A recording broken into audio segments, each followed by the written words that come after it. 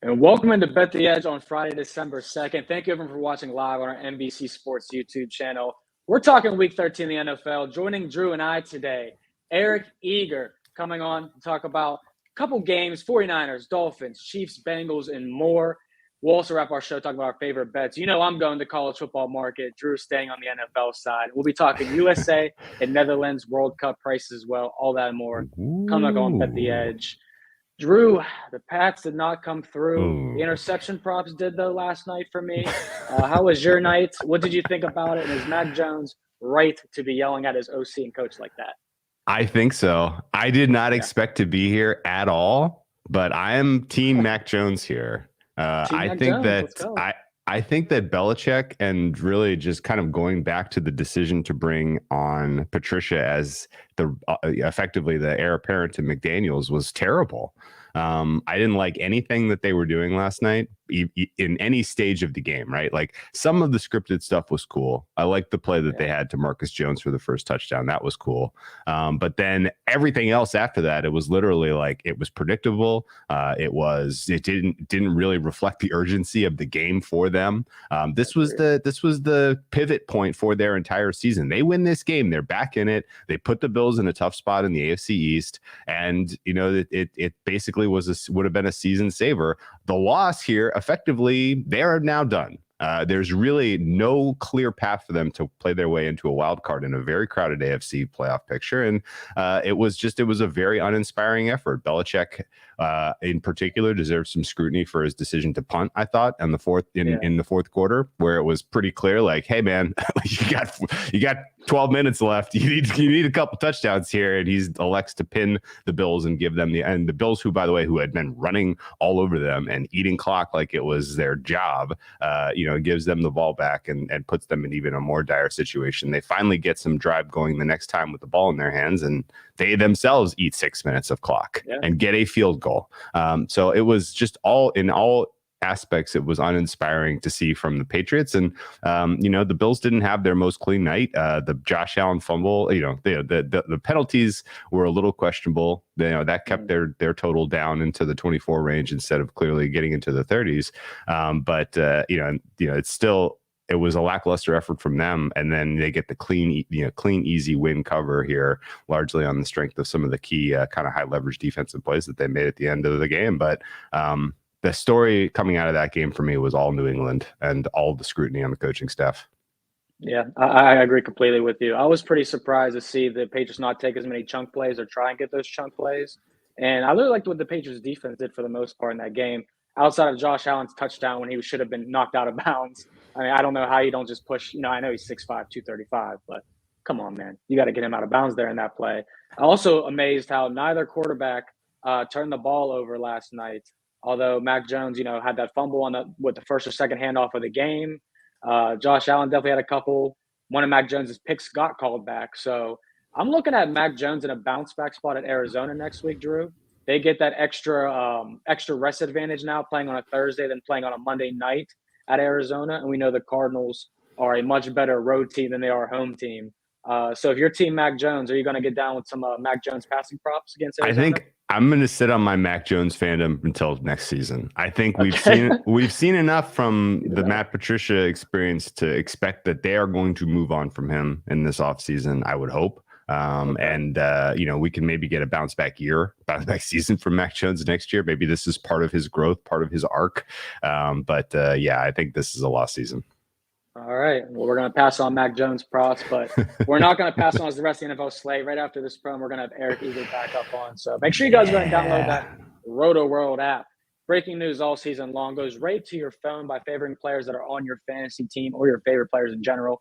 Injury updates, player news, all that more delivered right to you guys. Make sure you go get the Roto World app or NBC Sports Edge. Type that in there on your Google Play Store or whatever app store you go to. So let's get Eric Eager in here of Summer Sports, formerly of Pro Football Focus. Our guy, he's been here quite often, breaking down tons of games, and we have to talk about the New York Football Jets taking on the Minnesota Vikings, the probably 2025 MVP in Mike White, and then the coolest quarterback in the NFL, Kirk Cousins.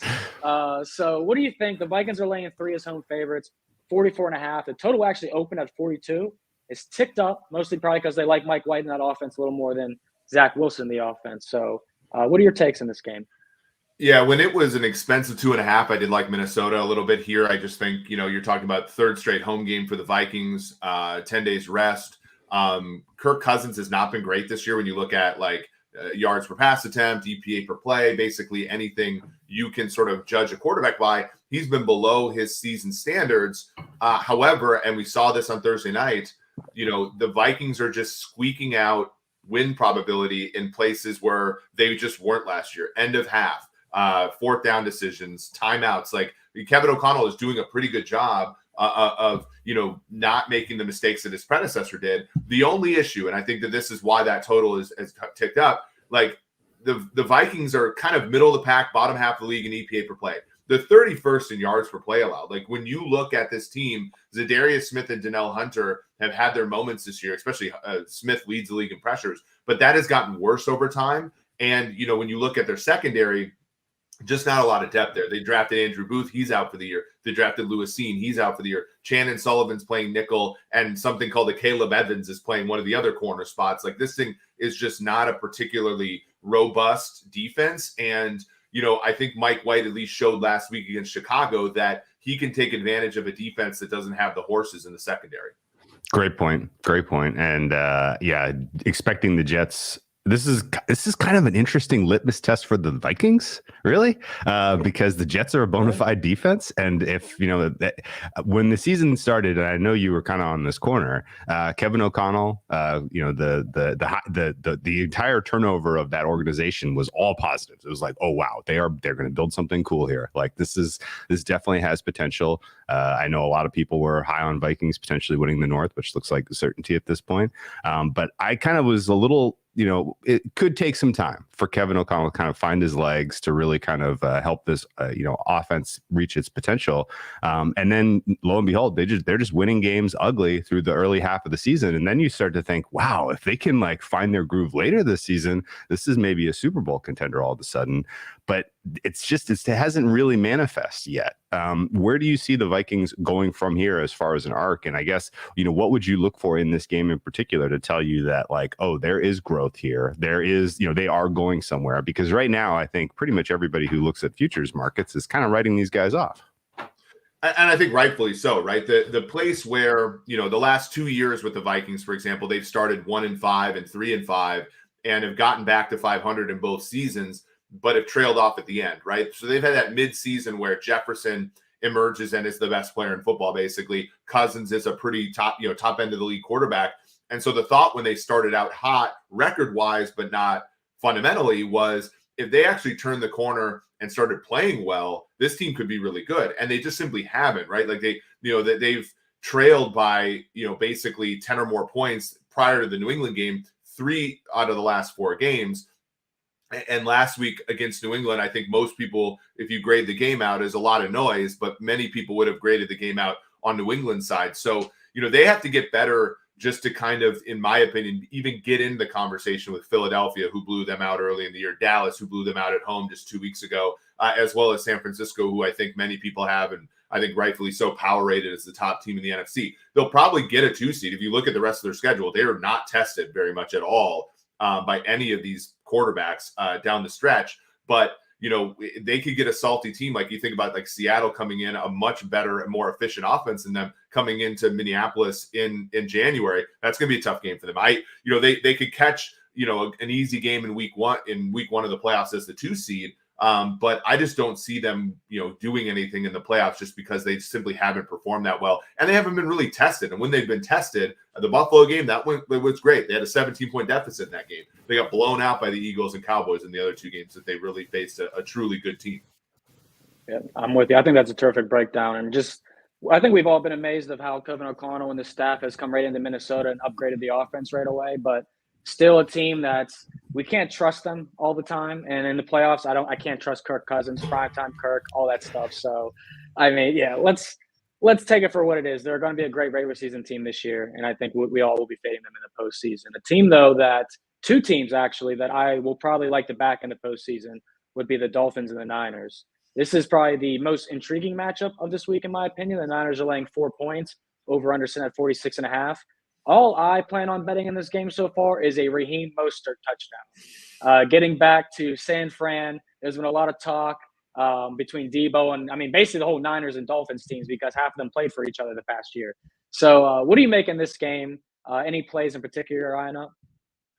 Yeah, I think, in this game, I like over. I know that there are some fundamental reasons why you wouldn't want it, right? The tackles for the Miami Dolphins are a little banged up. And obviously, you have the defense for San Francisco that hasn't surrendered a point in the second half of the last 4 games. Now, you have to look back at who they played, right? New Orleans is not exactly going to remind any of us of the 07 Patriots. Prior to that, it was, the Arizona team that's in disarray. Like the last time they faced a really humming offense, they gave up 40 plus to the Chiefs. So I think that there's a little bit, we're failing to grade the Niners on a curve here when we give them 46 and a half, 47, depending upon the book you look at. Mike McDaniel is also one of those coaches, by the way, he's woke. He goes for 4th downs. He doesn't mess around with timeouts. He's not going to ruin, he's Shanahan in my estimation, maybe 10% worse as a play caller, but probably 20% better as a game manager. And so, when I look at this game, I do kind of like Miami getting 4 just because I do think Miami is going to do what it takes to squeeze the juice out of the orange as far as trying to win that football game. And the Niners very well may lay up and do things like kick field goals and stuff, which could hurt them from a covering the spread perspective. But both of these offenses are way too explosive. And when you've looked at Miami, even against Chicago, where they were facing kind of an explosive quarterback, and San Francisco when they faced even like a running game like the Atlanta Falcons, I know they were banged up in that, but there are elements of both of these teams defensively that have weaknesses that are going to be exploited by both of these offenses. Yeah, that's fair. I played an under here. I don't feel great about it. Actually, like Eric's case and basically everybody I've talked to this week whose opinions I especially respect in the NFL have kind of made a bunch of points that make me feel like the Miami is the side and that 4 is crazy as far as the price goes. Even a lot of what you said. So I might end up playing Miami this week. But ultimately, I'm banking on just, Niners offense is pretty beat up, and this is a huge step up in class in terms of level of you can say that there's potentially a little bit of an overrated nature to the way that the market is rating the Niners defense just based on their strength of opponent, but the opposite is absolutely true of Miami. Like they've gone up against some pretty poor units the last 4 weeks, and so it's been a while since we saw them have a real test defensively. So it's going to be fascinating. I got to ask you a specific question though, because you spent a lot of time watching Tyreek Hill, obviously, when he was in Kansas City. Biggest move of the offseason, at least on paper, in terms of impact, has been Tyreek Hill to the Dolphins. Right now, basically co-favorite for Offensive Player of the Year, and rightfully so. However, the way that they're utilizing him, the way that he's generating offense is not what I expected, honestly. What have you thought about sort of his role in this Miami offense so far this season? And is there a potential that there are a couple of tricks up McDaniel's sleeve for a game like this in terms of how they're utilizing him? Well, if you want a sneaky good narrative, the last time the 49ers got had as a defense was against Kansas City. Kansas City was once the home team of one Charvarius Ward, the cornerback, who has been really good for the Niners this year. 3 years, $42 million. Traveled even with DeAndre Hopkins. Yeah, he was in his feels a little bit during that game. Even got Hopkins to get a penalty. Ward is a guy they'd like to man him up against the best receivers. And, as a Chiefs fan, I saw when he tried to do that against Jamar Chase twice last year, went poorly. If the Niners try to match up Travarius Ward against Tyreek Hill, it will be a movie. And I think that is one way that they're going to work with him. I think with Hill, it's just so crazy. You watch these teams, and I'm not a huge film guy, but I watch a little bit of that. And when Tua hits his back foot, him and Waddle are further downfield than any receivers I've ever seen. It's like they don't even have to do they just run vertical. And I think when you look at the Niners are one of those cover 3 defenses of the sort of back in the day Seattle ilk. And that's great when you face, that's great when you face teams with kind of, mediocre athletes at wide receiver, especially because of what Fred Warner can do to kind of erase the middle of the field. But against teams that have these kind of athletes at wide receiver, I just think it's going to be hard. I think it's going to be hard on the 49ers defense here. So that's another reason I like over. And the thing about overs, right? Like we've seen this year. This has been an under season. It's an absolute grind. We had 17 points in the first quarter of that game yesterday, right? Or first quarter plus, and it doesn't even get even close. What you need to win overs is a 70-yard touchdown or two every game. And both of these teams with Samuel and with Hill and Waddle have that kind of component to them in their offense. I love that. That's a great look there. I have a friend that's a Niners fan that lives in the building with me, and he's been bragging about their defense the last 4 games. I'm trying to tell him, my guy, it's the Rams, the Cardinals, the Saints, and the Chargers. Like, of course you guys look good in the second half. So, yeah, this is going to be a much different task for them. I definitely like your looks there too. You talked about it being like a movie with those wideouts. Well, this game, Bengals and Chiefs, I mean, this is going to have everything. Fireworks. The total is 53 now, opened at 51.5. Jamar Chase looking to come back. Joe Mixon trying to come back. What do you look here? Are the Bengals live to win this game as a home dog? Well, to give you guys another joke narrative, I've been to 3 straight Chiefs games where they not only have lost, but they only scored 3 points in the second half and blew a lead. Indianapolis this year, and then both Bengals games last year. As a Cincinnati resident, I will be at this game. Here we go. So if you want to bet the Bengals second half, and you believe in curses, that's the inside scoop from my my lips to God's ears. But no, the Bengals are better than they were last year, right? I mean, like if you look defensively, they're a little bit more banged up, but I think Lou Anarumo is so good at scheming and taking away weak links. There's not a great player on that defense other than maybe Trey Hendrickson and Jesse Bates, but like they just do such a good job of not being weak anywhere. Cam Taylor-Britt comes in the stead of Chidobe Awuzie, doesn't skip a beat. Like that's a well put together defense. And the way to beat the Chiefs is, and they're good at beating it this way, but this is the only way to beat the Chiefs is to make them cross the street 10 times on the way to the end zone. And they did that in the second half of the AFC title game. And, that helped. Like the reason that, and the Chiefs engineered their offense to not have to do that as much anymore with, Valdez-Scantling and Smith-Schuster in the place of Hill. But it's still the kryptonite. If you make the Chiefs be methodical up and down the field, Andy Reid gets a little bit impatient sometimes, and you can see that issue. That you turn it over to the other side, and this is again, we saw this on the Sunday night game when the Chiefs beat the Chargers. Like Steve Spagnuolo, he's got athletes on his defense now. Gone are Dan Sorensen and Rashad Fenton and guys like that are in our rookies who are playing pretty good football. This team has emerged. They're 13th, I believe, in yards per play allowed, a little bit lower in EPA and stuff like that. But what killed the Chiefs last year is this particular matchup where you get in 3rd and long, and Steve Spagnuolo loves rushing 6. He loves playing man coverage. He loves playing single high. And Joe Burrow is a really smart guy. He's going to throw the alley-oop to Chase and Higgins. And they're a mismatch against everybody in the league. So I think, rightfully so, we've seen this number trend from 3. I think some books have it at 1.5 even. So I think like this is a combination of the Bengals being better than they were last year, a better version of who they are, and this matchup being particularly thorny for the Kansas City Chiefs. So I understand if you're a Chiefs bettor, I would say if you like the Chiefs in this game, wait until kick, because I do not think that you're going to see like real Chiefs money on this side just for all those reasons. If you like the Bengals, you might as well just take them now because I think that they're going to continue to get more expensive. I think that's fair advice. I played another stinky under here. Excuse me, stinky under. The AFC title game went under a similar number, right? So like this, sure. This has not, this is not, and the weather here in Cincinnati, I'm just looking out my window, not the greatest, right? Like, and the other thing, and I know one of the things that might hurt you here in that under, Drew, is Zach Taylor was notorious for being under center, running Joe Mixon, slowing the game down. They have become a far more, shotgun team that throws the football, and that might be the hurtful thing to this under here. But the Chiefs, they gave 20 carries to Isaiah Pacheco last week. Like they want to be able to establish the run to their detriment as well. So I wouldn't bet over in this game. I would say that. Yeah, so most of my angle on the under, I mean, I made my fair was 51. It's not a huge edge, obviously, but I tend to look at what Kansas City is doing defensively, and particularly the quality of play from Chris Jones.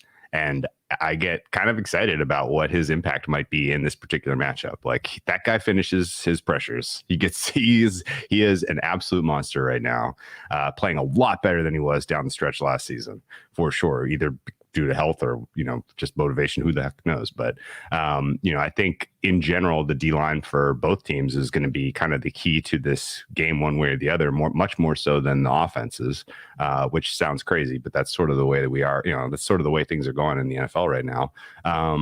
Do you think that, number one, I guess Cincinnati, you would guess, comes in with the same sort of approach they used in the second half of the AFC Championship game? They try to get pressure with 3 likely. DJ Reader, I think, is going to be back and getting full complement of snaps. He matters a ton to their ability to run stop and be able to operate that way. Do you think Kansas City will have answers for that, number one? And then on the flip side, do you agree that what you're getting out of Chris Jones might be sort of the key here to, just truly stumping the Cincinnati Bengals, particularly in high leverage moments? Yeah, for sure. So to your first question, I think so. I think that they're going to make the Chiefs, like, that has been the goal. Now, again, the Chiefs went from facing the highest percentage of too high and like the lightest boxes in the league the last few years. Now they're facing a lot of more man coverage. And I think that is Andy Reid. Like, when they went with Valdez-Scantling does the deep stuff, Juju does the underneath stuff, and Travis Kelce kind of does the wiggly stuff. And then they have Sky Moore and Justin Watson. Like, they're building it in the aggregate, not to quote the Moneyball movie, but like that has given them better things to work with. And they've been more explosive than last year because they've been able to get man coverage more often than not. So do the Bengals, go against what the whole league has said, which is to underestimate those receivers and pay the price? I think they do. And so I do think the Chiefs are going to try to run the football against this. And that was like, if you take away from the last game that they played, it's like Jerick McKinnon was running the ball really well efficiency wise, and they went away from him, and Patrick made a few mistakes that he usually doesn't make. So I think they're going to run the ball more. And if they can be efficient that way, it might help their offense. On the other side, though, one of the really interesting things, you look at George Karlaftis, the first round pick out of Purdue, he's second among rookies in pressures, but his PFF grade is like 50. And that, to me, and I don't work for them anymore, but that demonstrates to me that, like, he's not winning early in the down. He's winning late in the down where he won't get a great grade, but he'll still get pressures and sacks. And a lot of that has to do with the fact that the Chiefs in their secondary, they're starting younger, more athletic players, and the quarterback has to hold the ball longer because they're getting better coverage. And so a guy like Karlaftis, Dunlap, Frank Clark's having his best season as a Chief, and we had all written him off. And it all starts with the fact that Chris Jones can get quick pressure, and these quarterbacks sort of move into these other guys, and those other guys can pile up pressures and sacks when in the event that Chris Jones can't capitalize on it. So it's been a really good season for the Chiefs defense because, again, they were so bad last year, early on especially, that like their only out was to trade Tyreek Hill for 5 draft picks. And they did, and they put 4 of them into the secondary, and that's helped all the way trickle down to the pass rush. Yeah, I like that a lot too. I wanted to hit on the point that Drew was talking about too. You guys both talking about the total in the running game, because totals of 52 or higher are 6-3-1 to the under this year. The Chiefs have been in 4 of those 10 games, and they're 2-2. So 50% right now. But I do lean the under. I think everyone's going to be quick to bet the over. Very public play in that one. But again, another tremendous breakdown, Eric, especially with the defensive guys. Let's talk about Sunday Night Football. This could be a snoozer. Might be. Drew and I talked about the over hit 6 straight games for primetime until last night. It looked like it was going towards that direction. But we got an over under 44.5 here for Colts at Cowboys. The boys are laying 10.5. Game where I don't feel confident betting either side, but this number is really big for the Cowboys, in my opinion. It has to be a statement game for Dak, and when you're off 10 days rest and you're against a team that's sort of a sitting duck, especially when you look at what the Cowboys do really well, it's they're multiple on defense, right? Jaron Kearse is a safety linebacker slot hybrid. Trayvon Diggs travels around with receivers, and obviously Micah Parsons being kind of that Lawrence Taylor type inside outside backer really helps. And what's been the problem for Indianapolis all year? It's been the fact that they've been a revolving door around the offensive line. Like, you need to have a contiguous offensive line to deal with guys like Micah Parsons. They simply don't have it. And Matt Ryan has been a player where it's just not there for him anymore, and he can't move off his spot. He needs perfect protection to play well. And so, for me in this game, it's Dallas or nothing. And Dallas is one of those teams where, again, like they have the stinkers all the time, right? They have the games where Dak is, first half of the Giants game, sorry. But when he's really humming, and I think, in this game where you have an Indianapolis defense that is well coached, but not particularly, complicated scheme wise, I think you're going to see Gallup. I think you're going to see Lamb really do their thing here. So, honestly, I support this move from 9.5 on the open to 10.5 because I think like Dallas is I think they're hitting their stride now. And I think that, I think that they'll win this game by margin. Yeah. Not a lot to say really about Dallas. I think that the price is fair. Maybe this should be 10.5. I don't really, doesn't really faze me much. I'm much more curious about what you think about sort of the organizational decision-making going on in Indianapolis. Where do they go from here? Is this is Saturday the answer? Is Matt Ryan going to be back next year? What kind of guidance would you give for anyone who's a Colts fan who's like, what's happening? I don't know, man. I know, right? I mean, I think a lot of times these things are done sometimes to avoid paying two coaches at once, right? So you Saturday is relatively inexpensive, and like maybe they're trying. There's ways here, right? Like you don't want to get into a situation where you Jason Garrett is the interim coach, and then he becomes the coach, and it's like, crap. Or Les Frazier did that in Minnesota as well after Brad Childress. Like these things almost never do well. And so maybe it's just like, look, Saturday, you're going to get a chance to be head coach. You're going to get a ton of notoriety. You can basically have keys to the city if you win a couple games, but you're not going to be the real coach. But look, the reason that Josh McDaniels is not in Indy and Frank Reich was some pretty weird stuff on, reportedly on the part of Irsay, right? Like this guy is by definition unpredictable. So I don't know really what they're doing. I do know people in that building. I'm pretty good friends with people in that building, and it's like there's a little bit of chaos there, right? And even to the point where they bench Matt Ryan for playing poorly, put in Sam Ehlinger. Matt Ryan, it made sense, right? Because if Matt Ryan gets injured, you owe him, on the order of $10 million come next league year. Now you put him back in. Like, I don't know what you're doing. You're not winning that division. You're not like Jacksonville has a better chance to win that division than you do. And so, like, I don't know what they're doing this entire thing. Yeah, terrific breakdown. You got the inside source too. You said people, but yeah, I mean, I'm a big Colts fan because they let the Steelers beat them last week on primetime. So I'm pretty excited about that one there. But Eric, I really love all the looks you had. I have in my notes bet the Bengals Chiefs second half under or the Chiefs team total under in the second half. So that one is on you. And next time I'm on here, you'll get a little cash app or something, my friend. So let everyone know where they can find your work at and where you're at on Twitter. Yep. So I'm at Eric Eager _ on Twitter. Sumersports.com is where you can find out about our new company. But right now, our main piece of content, I host the Sumer Sports Show with Eric Eager and Thomas Dimitrov, the former general manager of the Falcons, who is now the CEO of Sumer Sports. So it's not as much gambling as I did when I was on the forecast with George Shahuri, but we are sort of talking about the league from an insider's perspective, and then myself as an analytics person. I think it's pretty cool, and we're about 9 episodes in. So if you want to take a break from sports betting talk, that might be good for you. Has Dimitrov converted you to a van life guy yet? I probably ride as much bike as Thomas does, but no, I mean he's in. Look, if I have his hair and I'm in his shape by the time I'm his age, I will have won. I'm already, I'm trying my best to avoid age, but he's done so far better than I have. Oh man, we appreciate you, Eric. Man, appreciate you. Make sure you guys follow him on Twitter at Eric Eager _ and go check out Sumner Sports and his podcast as well. We'll be listening. Thank you, Eric. Come on, guys.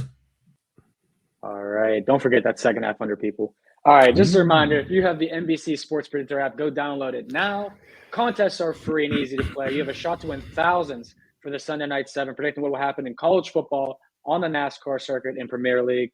This week, we got $100K up for grabs on the Colts and Cowboys Sunday Night 7 game. It's easy, Drew. Anybody can win it. So hop in, go play, guys. Like I said, it's a free contest. And one of the questions on there is very interesting. It's the first question, actually. Dak Prescott, passing yards, bands. It starts at under 230, goes all the way up to 310 plus.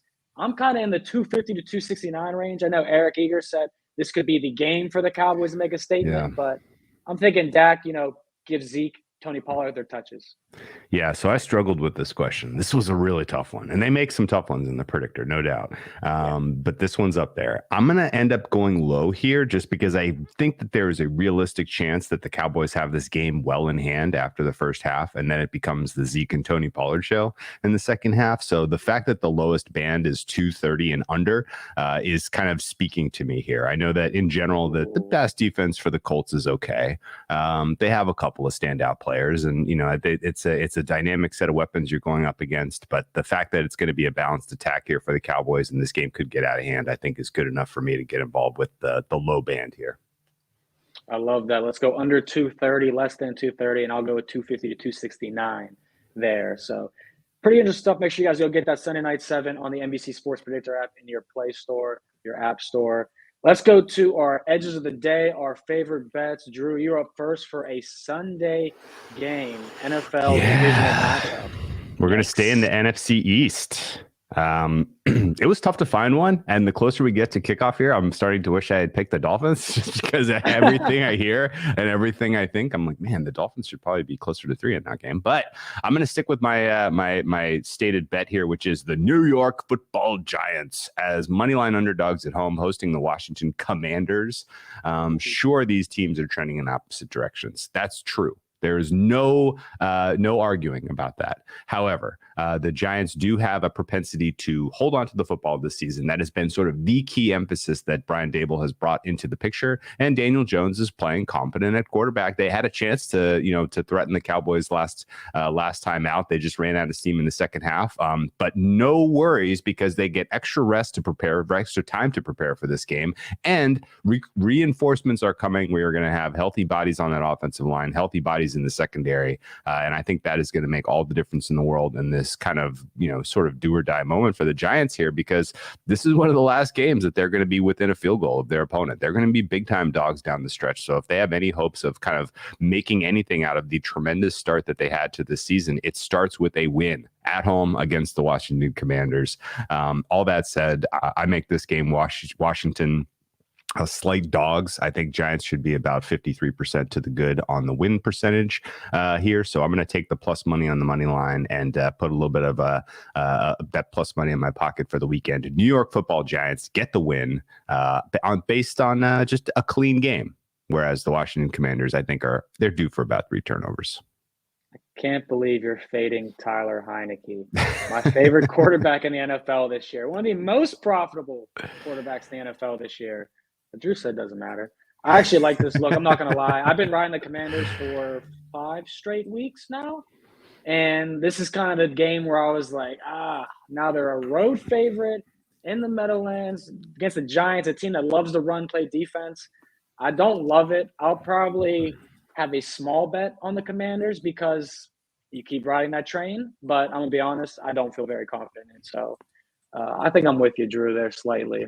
You might have convinced me. I hate it. The thing about Heineke is he has probably just the most absurd turnover-worthy play percentage of anyone, and he's winning in spite of that because the opponents are dropping interceptable balls. And if the Giants can just come up with a couple of those, I think this is a great opportunity for them to bounce back. And another reason I don't really feel that much confident about the Commanders, they should have lost last week to the Falcons. The Falcons blew that game on the goal line, and I was watching. I was like, NFL football for you. Commanders going to lose, not cover, but they got it done for me. So, this is probably a good time to fade them now. For my edge of the day, we talked about a little bit yesterday with Eric Froton on the show, but North Texas Mean Green, baby. Give me all that. Plus the 9 against UTSA. Underdogs that have failed to cover multiple games have gone 19-4 ATS in the last 23 conference championships. That's an 82.6% mark per Action Network. The only 2 teams that have failed to cover multiple games entering a conference championship this offseason or this championship season is North Texas and North Carolina. All right, North Texas and UTSA met earlier this season. The Roadrunners of UTSA won that game 31-27 at home. That was actually a huge game for UTSA because last year they were undefeated entering the last week of the season, and North Texas knocked them off to become bowl eligible. So UTSA had a little revenge on their minds. Now we've seen North Texas become bowl eligible for the first time last year in decades, essentially. to now being able to win a conference championship the next season against a team they knocked off last year. Yeah, give me North Texas plus the 9. I did sprinkle the money line, but I also have them plus 1,800 of preseason to win the conference in my pocket. They were like 6 out of 10, Drew. 6 out of 10 their conference to win. So I just love this team, man. You riding or you fading? I'm riding. UTSA is going to be without 8 starter caliber players, including the running back who has been sort of the straw that stirs the drink for them. Now the line's going to go down because you're telling everyone the secret. Roadrunners are going to be roadkill in this game. Mean Green went outright. Let's go Mean Green. Woo! Let's go Mean Green. Roadrunners run roadkill. I love that one. All right, let's wrap up the show the most American way we can. USA and Netherlands. Yes. Drew. You know me. I don't bet soccer, but when USA plays, it's USA or nothing for me. So what do you make of this game in general? What are you betting? Under, I think we go into extra time scoreless. Maybe the mighty Cody Gakpo gets a goal, in the final frame here to put Netherlands through 1-0. But I think that USA has every realistic shot to think that they are live to advance. Both teams to score no is a good angle here as well. I'm hopeful that USA comes through, but I really struggle to see how we get to over 2 goals in this match. So under 2.25. That, if you don't already know, 2.25 means you're splitting your stake between under 2 and under 2.5. And either way, I think this is going to be a low scoring draw. First half draw 0-0. Ooh, that looks pretty solid to me as well. Not expecting fireworks here. This is going to be a testy one. This is going to be tight, and I think the goalkeeping for USA can put them through if it gets to PKs.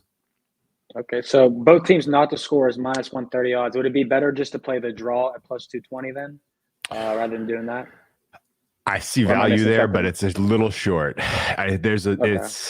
If it was in the 240 range, I'd be all over the draw. Maybe let's wait and see if Netherlands catches a little steam into the close, you might get plus 240 on the draw. That'd be my buy point. But first half draw, definitely putting some of that in my pocket.